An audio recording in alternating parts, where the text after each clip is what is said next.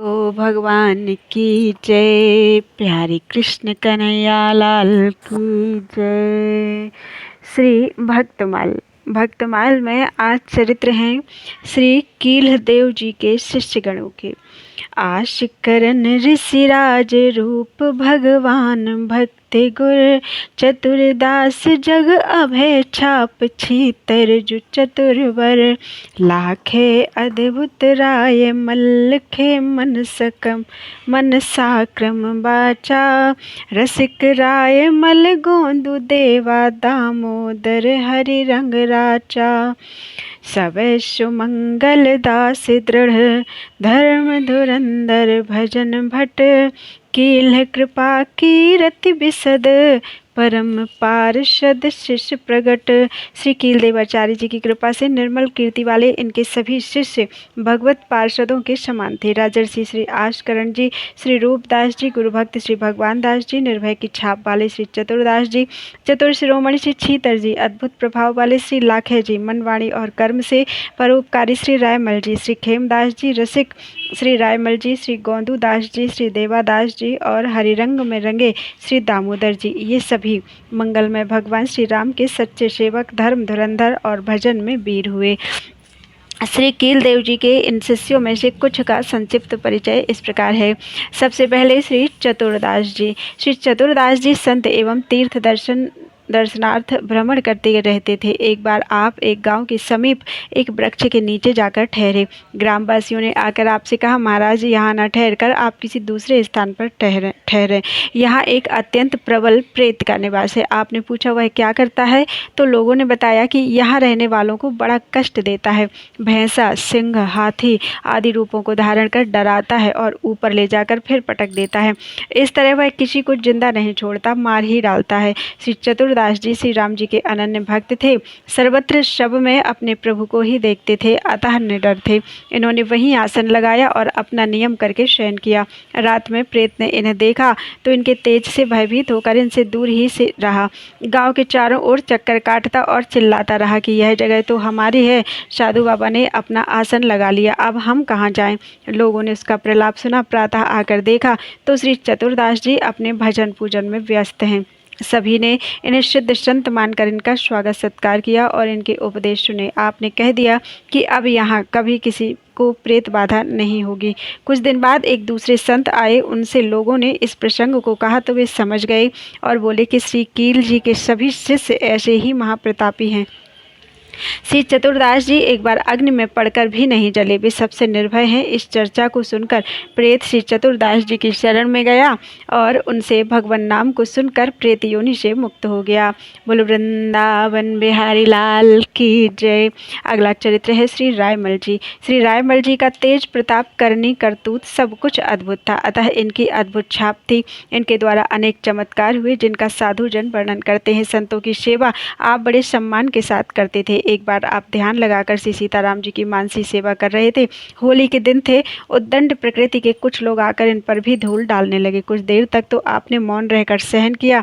पश्चात इन्होंने मना किया कि बस अब हो गया, मेरे भजन में विघ्न ना करो। इतने पर भी जब लोगों ने नहीं माना तो आपने उन्हें शिक्षा देने के लिए किंचित क्रोध किया और कहा कि किसी संत पर फूल बरसाओगे तो तुम्हारे ऊपर भी फूल बरसेंगे और यदि धूल बरसाओगे तो धूल बरसेगी। इतना कहते ही उन लोगों पर आकाश से कंकड़ और धूल बरसने लगी। जहाँ गए वहाँ भी बरसती रही।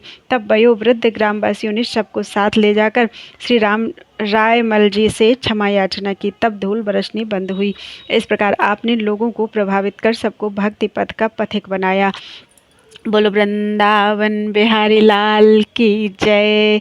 श्री अगला चरित्र है श्री खेमदास जी। आप अपने गुरुदेव श्री कील्ह जी की सेवा बड़ी निष्ठा और श्रद्धा के साथ करते थे। आप में आलस्य और प्रमाद का लेश नहीं था। सर्वदा गुरु सेवा में रुचि रखते, उसी में संतुष्ट रहते और नित्य शीत प्रसाद लेते थे।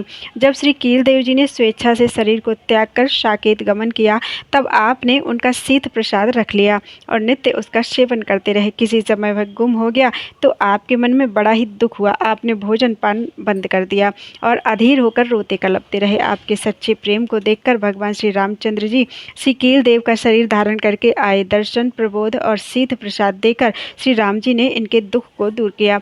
इस प्रकार सच्ची गुरु भक्ति से आपको भगवान के दर्शन मिले। बोलो वृंदावन बिहारी लाल की जय। अगला चरित्र है श्री रूप जी। ये आमेर नरेश श्री पृथ्वीराज जी के सुपुत्र थे। इनके विवेक और वैराग्य से प्रभावित होकर लोग इन्हें बैरागी जी कहने लगे। रूप बैरागी इस नाम से आप प्रसिद्ध हुए। इन्होंने किशनगढ़ के उत्तर में अपने नाम पर एक नगर बसाया जिसका नाम रूपनगर है।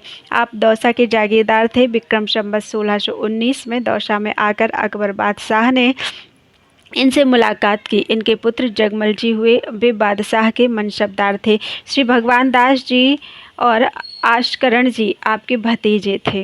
बोलो वृंदावन बिहारी लाल की जय। अगला चरित्र है श्री नाथ भट्ट जी। आगम निगम पुराण सार शास्त्र ने जो विचार्यो, ज्यों पारो दे पुटहि सवनि को सार उधार्यो। श्री रूप सनातन जीव भट्ट नारायण भाष्यो, सो शरबश उर साच जतन करनी कै राख्यो।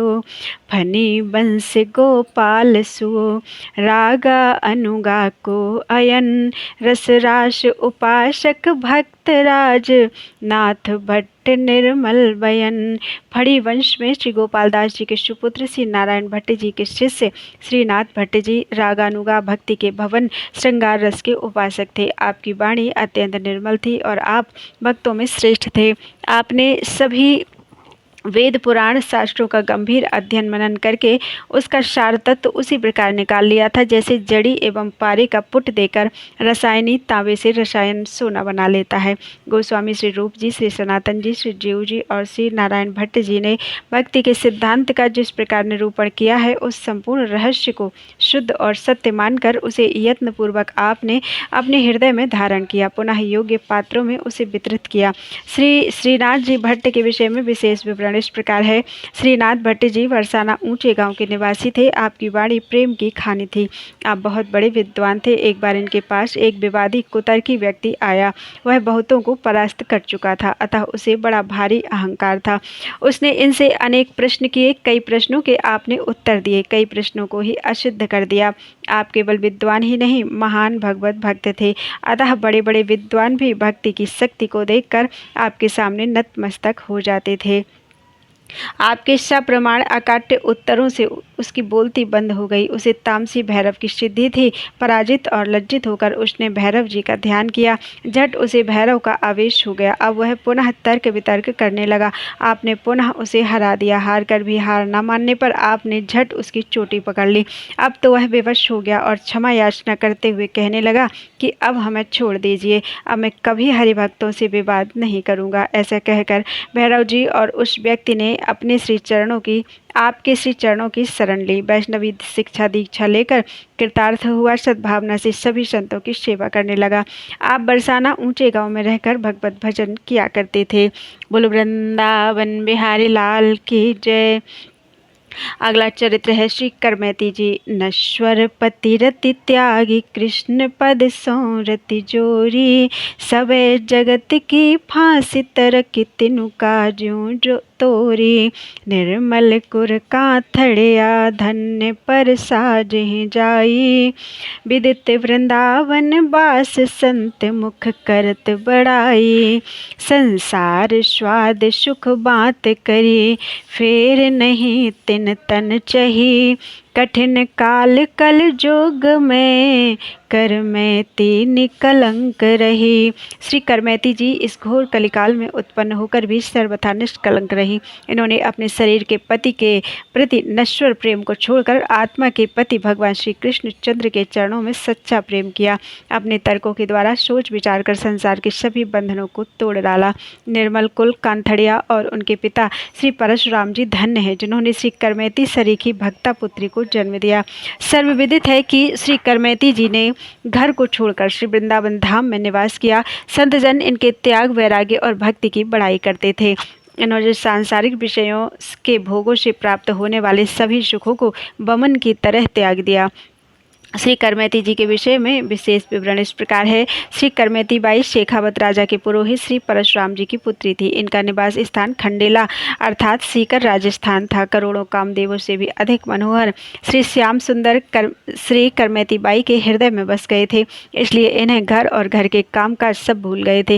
नित्य भगवान की मानसी सेवा करती थीं। जब ये ध्यान लगाकर बैठ जाती तो कई प्रहर बैठे बीत जाते। इनके मन और बुद्धि की वृत्ति सर्वदा श्री कृष्ण की शोभा में पगी रहती थी। विवाह हो चुका था। उसके बाद कुछ दिन बाद आपके पति गौना कराने के लिए आए। इससे इनके पिता माता के मन में बड़ी प्रसन्नता हुई और वे बड़े चाव के साथ वस्त्र और आभूषणों का संग्रह करने लगे। परंतु गौने की चर्चा सुनकर श्री करमेती जी बड़े सोच विचार में पड़ गईं कि अब हमको क्या करना चाहिए। हड्डी और चमड़े से बना यह मानव शरीर प्रेम करने के योग्य नहीं है, अतः इसको त्याग देना चाहिए। पुनः श्री करमेती जी अपने मन को समझाती हुई कहने लगी, अरे मन, अब तू मत सो, जाग जा। जागने से ही तेरे भीतर के मैल धुलेंगे।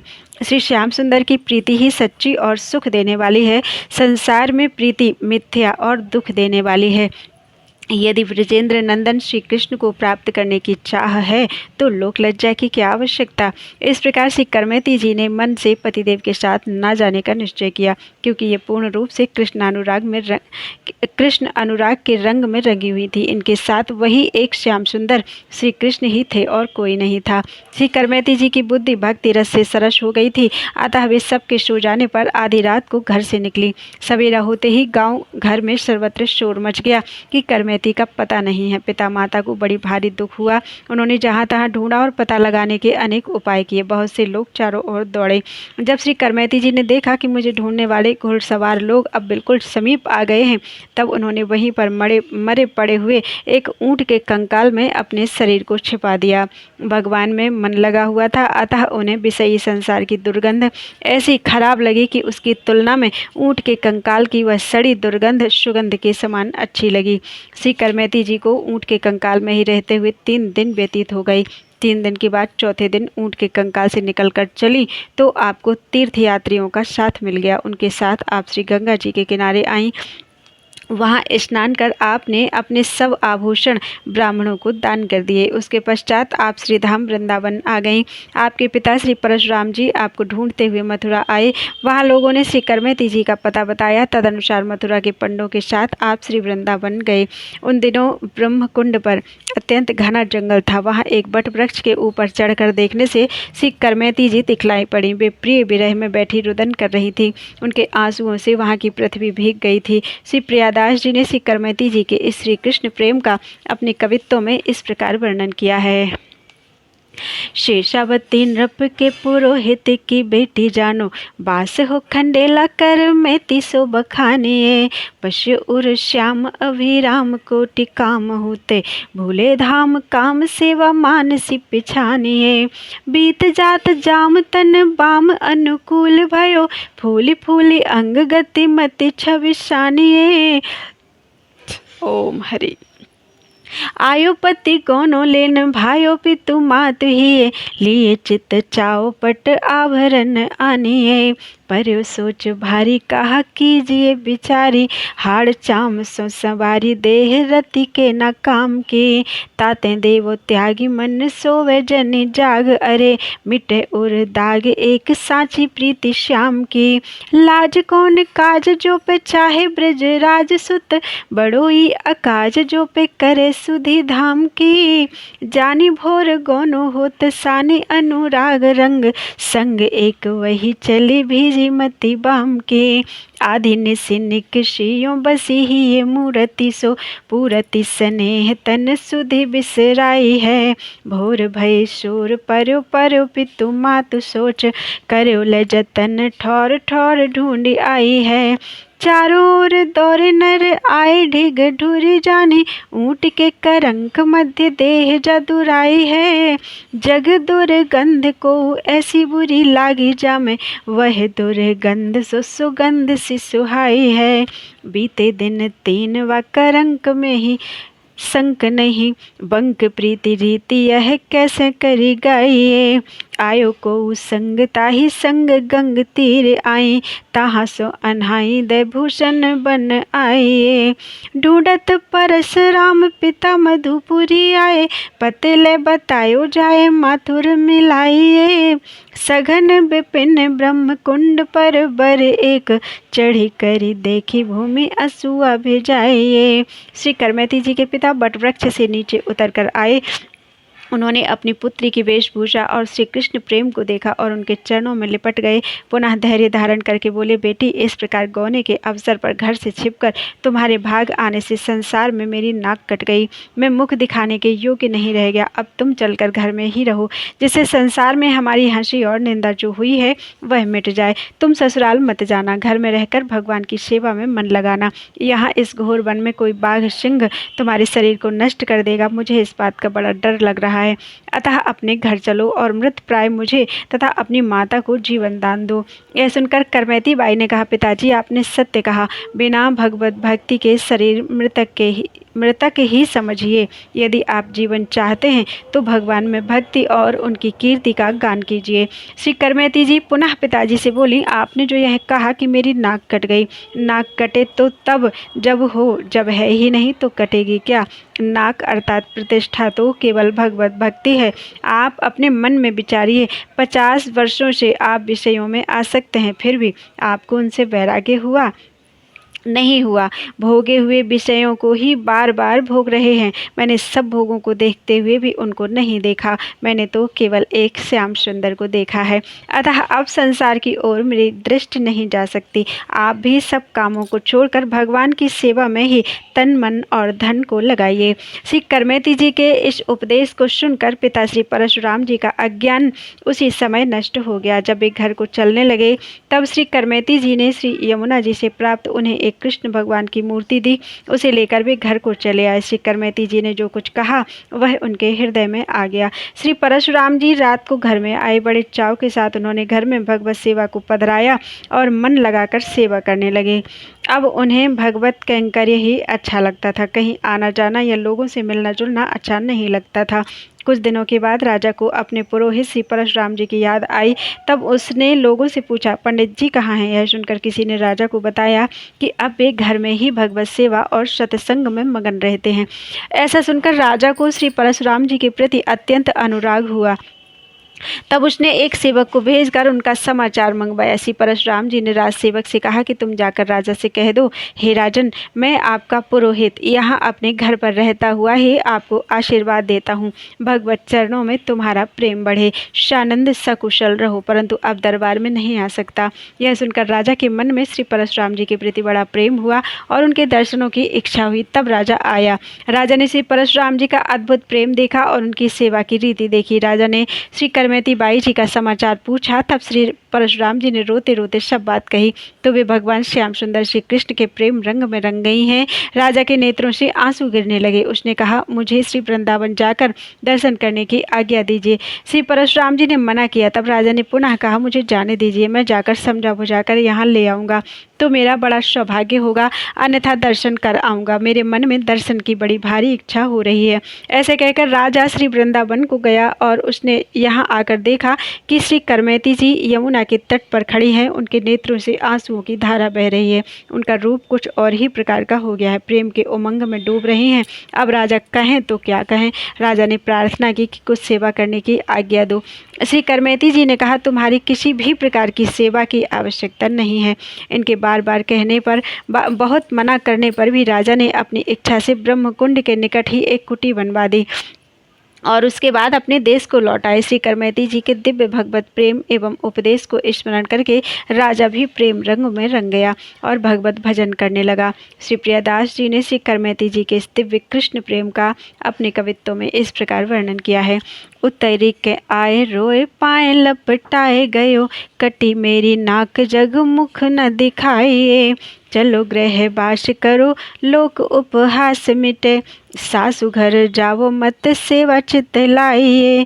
को सिंह व्याघ्र अजू बपू को विनाश करे, त्रास मेरे होत फिर मृतक जीवाइए। बोली कही साँझ बिन भक्ति तन ऐसो जानो, जो पे जियो चाहो करो प्रीति जस गाइए। कही तुम कटी नाक कटे जो पे होए कहूँ, नाक एक भक्ति नाक लोक में न पाइए। बरस 50 लगी बिसही में बास कियो, तऊ न उदास भये चबे को चबाइए। देखे सब भोग में न देखे एक देखे श्याम, ताते तजी काम तन सेवा में लगाइए। रात ते जो प्रात होते ऐसे तम जात भयो, दयो ले स्वरूप प्रभु गयो ही आइए। आए निसी घर हरि सेवा पधराए चाहे, मन को लगाए वही टहल सुहाई है। कहूँ जात आवत न भावत मिलाप कहूँ, आप नृप पूछे द्विज कहाँ सुधि आई है। बोले को उजन धाम श्याम संग पागे सुनी, अति अनुरागे बेगी खबर मंगाई है। कहो तुम जाए ईस इहाई आशीष करो, कही भूप आयो ही ये चाह उपजाई है। देखी नृप प्रीति रीति पूछी सब बात कही, नैन अश्रुपात वह रंगी श्याम रंग में। बरजत आयो भूप जाए के लिवाए ल्याऊं, पाऊं जो पे भाग मेरे बड़ी चाह अंग में। कालिंदी के तीर ठाड़ी नीर द्रग भूप लगी, रूप कछु और कहा कहे वे उमंग में। कियो मने लाख पेर ए पे अभिलाख राजा, किनी कुटी आए देश भीजे सो प्रसंग में। बोलो वृंदावन बिहारी लाल की जय। श्री करमेती जी पर प्रभु कृपा। श्री करमेती जी की भगवान श्री कृष्ण में अनन्य निष्ठा थी। एक बार वे भजन ध्यान में इस प्रकार मगन रही कि उन्होंने 18 दिन तक कुछ भी नहीं खाया पिया। इनके शरीर को अत्यंत शिथिल देखकर स्वयं श्याम सुंदर एक संत का रूप धारण करके आए और बोले, बाई लो यह प्रसाद पालो। इन्होंने हाथ जोड़कर कहा, महाराज कृपा करके ऐसा दिव्य प्रसाद दीजिए जिससे फिर कभी भूख प्यास भगवत स्मरण में बाधा न करे। संत रूपधारी भगवान ने कहा, ऐसा ही होगा। प्रसाद पाकर देखो। एक ग्रास को लेते ही श्री करमेती जी के मन में बड़ा आह्लाद हुआ। वे प्रभु के चरणों में पड़ गईं। प्रभु ने दर्शन देकर कृतार्थ किया। तब से इन्हें भूख प्यास कभी बाधा नहीं करती और प्रभु की झांकी होती ही रहती थी। इस प्रकार तपस्विनी करमेती देवी ने प्रभु कृपा से महान तप करके प्रेममय वृंदावन धाम को प्राप्त किया। बोलो वृंदावन बिहारी लाल की जय। अगला चरित्र है श्री खड़ग सेन जी कायस्थ। गोपी ग्वाल पितु मातु, गोपी ग्वाल पितु मातु नाम निर्णय कियो भारी। दान केलि दीपक प्रचुर अति बुद्धि उचारी। सखा सखी गोपाल काल लीला में बितयो। कायथ कुल उद्धार भक्ति दृढ़ अनत नचितयो। गौतमी तंत्र उर ध्यान धरी। तन त्यागो मंडल शरद। ओम हरि। गोविंद चंद गुण ग्रथन को खड़ग शेन बानी विशद। श्री राधा गोविंद के चरणों को, श्री राधा गोविंद चंद्र के गुण गणों को वर्णन करने में श्री खड़ग सेन जी की वाणी अति उज्ज्वल थी। आपने ब्रज की गोपियों और ग्वालों के पिता माताओं के नामों का ठीक ठीक निर्णय किया। इसके अतिरिक्त दान केली दीपक आदि काव्यों का निर्माण किया, जिनसे यह मालूम होता है कि आपको साहित्य का प्रचुर ज्ञान था और आपकी बुद्धि प्रखर थी। श्री राधा गोपाल जी, उनकी सखियाँ और उनके सखाओं की लीलाओं को लिखने और गाने में ही आपने अपना समय व्यतीत किया। कायस्थ वंश में जन्म लेकर आपने उसका उद्धार किया। आपके हृदय में भक्ति दृढ़ थी, अतः अन्यत्र अर्थात संसारिक विषयों की ओर नहीं देखा। गौतमी तंत्र में वर्णित विधि से शरद पूर्णिमा के महाराष्ट्र का हृदय में ध्यान धारण कर आपने शरीर का परित्याग किया। श्री खड़ग सेन जी कायस्थ के विषय में विशेष विवरण इस प्रकार है। ग्वालियर निवासी खड़गसेन का उल्लेख भक्तमाल और रसिक अनन्यमाल में मिलता है, जिनके आधार पर कुछ विद्वान दोनों खड़गसेन को भिन्न मानते हैं, जबकि दोनों में कायस्थ कुलोत्पन्न और भक्त होने की समानता है। वस्तुतः उन दोनों ग्रंथों में वर्णित खड़गसेन एक ही हैं। मिश्र बंधुओं ने इनका जन्म संवत 1660 और अथवा 1603 ईस्वी एवं रचना काल संवत 1685 अथवा 1628 ईस्वी माना है, पर किसी प्रामाणिक साक्ष्य के बिना यह अनुमान मात्र है। इनकी दान लीला का रचना काल 1628 ईस्वी है, अतः यही इनका उपस्थिति काल माना जा सकता है। कहते हैं खड़गसेन जी ने नीचे लिखे पद का गाते गाते अपना शरीर प्रभु पर न्योछावर किया था। पद इस प्रकार है। द्वे गोपिन बिच बिच नंद लाला, करत नृत्य संगीत भेद गति, करत नृत्य संगीत भेद गति, गुंजन गर्भ मराला। द्वे गोपिन बिच बिच नंद लाला, फहरत अंचल चंचल कुंडल, ठहरत है उर्माला। मध्यरली मुरली मोहन धुनि, गान बितान छयोति काला। चलिए झमक झंकार बलय मिली, नूपुर किंकिन जाला। देव विमानन कौतुक मोहे, लखी भो मदन बिहाला। खड्गसेन प्रभु रैन सरद की, बाढ़ी रंग रसाला। द्वे गोपिन बिच बिच नंद लाला, द्वे गोपिन बिच बिच नंद लाला। इस पद से अर्थात इससे खड्गसेन के भक्तिमय जीवन के साथ ही उनके देहावसान विषयक कुछ महत्वपूर्ण सूचनाएं मिलती हैं। 56 की पंक्ति, तनु त्यागो मंडल शरद से रासमंडल के आनंद में मगन होकर इनके गोलोकवासी होने का पता चलता है। नागरीदास जी की पद प्रसंग माला से इस तथ्य का समर्थन होता है। एक समय शरद की पूर्णमासी को, रासमंडल चौतरा पर रास में एक पद बनावत होते। मैं गद्य में पढ़ देती हूँ। एक समय शरद की पूर्णमासी को, रासमंडल चौतरा पर रास में एक पद बनावत होते। सो जब भोग दे चुके, तब अपने ही पद पर रीझ प्रेम विवश होए देह छोड़ दई। ये लाइनें थी, पद था क्या था मुझे नहीं पता, आप खुद समझ लेना। फिर से पढ़ देती हूँ। एक समय शरद की पूर्णमासी को, रासमंडल चौतरा पर रास में एक पद बनावत होते। सो जब भोग दे चुके, तब अपने ही पद पर रीझ प्रेम विवश हुए देह छोड़ दई। भक्तवर खड्गसेन जी ग्वालियर में निवास करते थे। आप रास के समाज अर्थात रासलीला के आयोजन यथा समय करते ही रहते थे। एक बार शरद पूर्णिमा की रात्रि में महारास हो रहा था। उस दिन उनके ऊपर प्रेम का बड़ा भारी गाढ़ा रंग चढ़ गया। वह भावावेश बढ़ता ही गया। आंखों में रास बिहारिणी बिहारी जी की सुंदर छवि निरंतर समाती ही चली गई। तथ्यई कहकर नृत्य और गान करती हुई प्रिया प्रियतम की सुंदर जोड़ी को आपने अपलक नेत्रों से भली भांति निहारा, तो उसी समय मानसिक भावना से नश्वर शरीर को त्याग कर युगल किशोर की नित्य लीला में पहुंच गए। इस प्रकार से खड्गसेन जी ने अपार दिव्य सुख का अनुभव कर तथा लीला बिहारी की छवि पर रीझ कर अपने शरीर को न्योछावर कर दिया। प्रेम ही सत्य है, यह और उसके निभाने की रीति को आपने प्रत्यक्ष दिखला दिया। रास रस के प्रेमी भावुकों ने जब आपका प्रकट प्रेम देखा तो उनके मन में भी रास रस में सराबोर हो गए। इस प्रकार प्रेम करना और शरीर त्यागना बहुत प्रिय लगा। श्री प्रियादास जी ने श्री खड्गसेन जी के इस प्रभु प्रेम का अपने कवित्व में इस प्रकार वर्णन किया है। ग्वालियर बास सदा रास को समाज करें, शरद उजारी अति रंग चढ़ो भारी है। भाव की बढ़नी द्रग रूप की चढ़नी, थे की रढ़नी जोरी सुंदर निहारी है। खेलन में जाए मिले त्यागी तन, भाव न सो झेलत अपार सुख रीझ देह वारी है। प्रेम की सच्चाई ताकि रीति ले दिखाई भई, भाव कन सरसाई बात लगी प्यारी है। सांप्रदायिक स्रोतों के अनुसार ये भानुगढ़ के राजा माधव सिंह के दीवान थे। एक दिन इनके यहाँ वृंदावन के एक रसिक संत पधारे।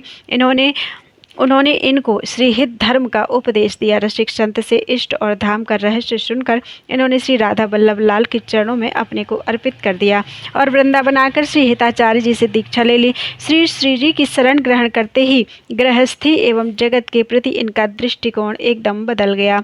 श्री श्यामा श्याम का अनुपम रूप माधुर्य इनके नेत्रों में झलक उठा एवं दशों दिशाएं आनंद से परिपूरित हो गईं। ये अधिक से अधिक समय नाम वाणी के गान में लगाने लगे। इनका यश चारों ओर फैल गया और दूर दूर से साधु संत आकर इनका सत्संग प्राप्त करने लगे। उनकी सेवा शुश्रूषा में ये मुक्त हस्त से व्यय करने लगे। इनको अंधाधुंध खर्चा करते देखकर बहिर्मुख लोगों में कानाफूसी होने लगी और कुछ दिन बाद उन लोगों ने राजा के कान भरना प्रारंभ कर दिया। उनका कहना था कि दीवान जी को वेतन तो सीमित ही मिलता है, किंतु व्यय असीमित करते हैं। ऐसी स्थिति में राजकोष के अतिरिक्त ये अन्यत्र कहाँ से धन पा सकते हैं। राजा माधव सिंह की बात समझ में आ गई कि दीवान जी मेरा ही धन खर्च कर रहे हैं। उन्होंने तत्काल इनको बुलवाया और अत्यंत कुपित होकर इनसे कहा, तूने मेरी चोरी की है, या तो तू 1 लाख रुपया दंड में दे अथवा मैं तुझे फांसी पर लटकवा दूंगा। खड़गसेन जी ने राजा को समझाने की बहुत चेष्टा की। इन्होंने कहा, आप राजकोष की जांच करा लीजिए और यदि कोई गड़बड़ी निकले तो मुझे दंड दीजिए। अपराध के बिना दंड देना उचित नहीं है।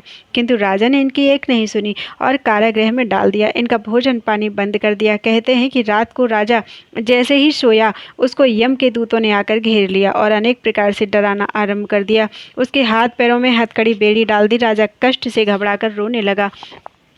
यमदूतों ने उससे कहा, तूने एक निरपराध हरिभक्त को बंधनशाला में डाल दिया है, तो उनको शीघ्र मुक्त कर दे, अन्यथा तेरी खैर नहीं। राजा मृतक तुल्य मूर्छित पड़ा था। यह देखकर उसके उन नौकर चाकरों को भी बहुत दुख हुआ जिन्होंने खड़गसेन की शिकायत की थी। उन लोगों ने एक होकर विचार किया कि खड़गसेन के प्रति किए गए अपराध से ही राजा को यह महान कष्ट मिल रहा है, अतः उनको ही राजा के पास ले चलना चाहिए। वे तीसरे दिन खड़गसेन को लेकर राजा के पास पहुंचे। उनको देखते ही यमदूत राजा के पास से हट गए और राजा स्वस्थ हो गया। खड़गसेन के इस प्रभाव को देखकर राजा लज्जित हो गया और उसने उठकर उनके चरण पकड़ लिए। इस घटना के बाद से राजा उनका बहुत आदर करने लगा। कोई राज्य कार्य आने पर वह स्वयं इनके घर चला जाता था, इनको अपने यहाँ नहीं बुलाता था। वह इनका भगवान के समान आदर करने लगा। कुछ दिनों के बाद उसने इनसे दीक्षा लेने की इच्छा प्रकट की। खड़गसेन ने उसको श्री वृंदावन ले जाकर दीक्षा दिलवा दी। खड़गसेन जी के सत्संग से राजा के जीवन में आमूल परिवर्तन हो गया। चरित्रकार श्री भगवत मुदित ने सत्संग की महिमा का वर्णन करते हुए कहा है कि मनुष्य को एकमात्र सत्संग ही सुधार सकता है। सत्संग से आनंद की प्राप्ति होती है। सत्संग संपूर्ण मंगलों का मूल है और सत्संग में ही भगवान का सत्य स्वरूप प्रकाशित होता है। सत्संग में विश्वास की दृढ़ता होती है और आध्यात्मिक सुखों का प्रकाश होता है। सत्संग में ही रास विलास है और सत्संग में ही वृंदावन वास है। खड़गसेन ने अपना शेष जीवन सत्संग में ही व्यतीत किया। चौथी अवस्था आने पर इनकी बुद्धि एवं शारीरिक बल सवाए हो गए और ये श्री राधा बल्लभ लाल की रसात्मिका सेवा में काल यापन करने लगे। इनका महाप्रयाण आराध्य की भाव सेवा करते ही हुआ। बोलो वृंदावन बिहारी लाल की जय।